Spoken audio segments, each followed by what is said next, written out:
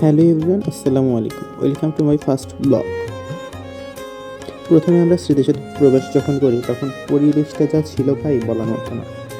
আজকের পরিবেশ এত সুন্দর ছিল যা বলার মতো না। না বৃষ্টি না রৌদ্র। আর হ্যাঁ, আপনারা প্রবেশ করলে ভেতরে এই ছোটো ছোটো লেখাগুলো খেয়াল করতে পারেন, যেখানে বাঙালির ইতিহাসের বিভিন্ন খণ্ডাংশ লিখিত আছে। আর হ্যাঁ, এই লাল সবুজের পতাকা ভালোবাসে না এমন কেউ নেই বাংলাদেশে।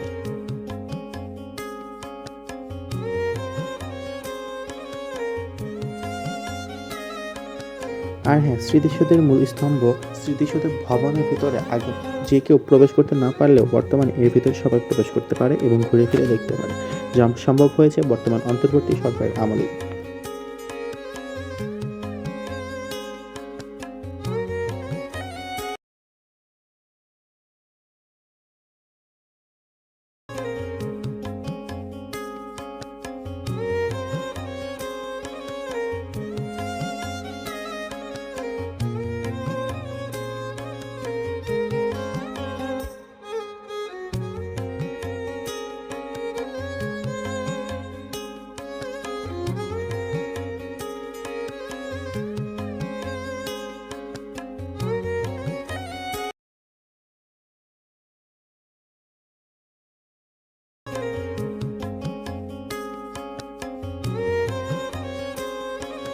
দেখুন, আজকে স্মৃতিসৌধ এই সাইড থেকে দেখতে কত সুন্দর লাগছে।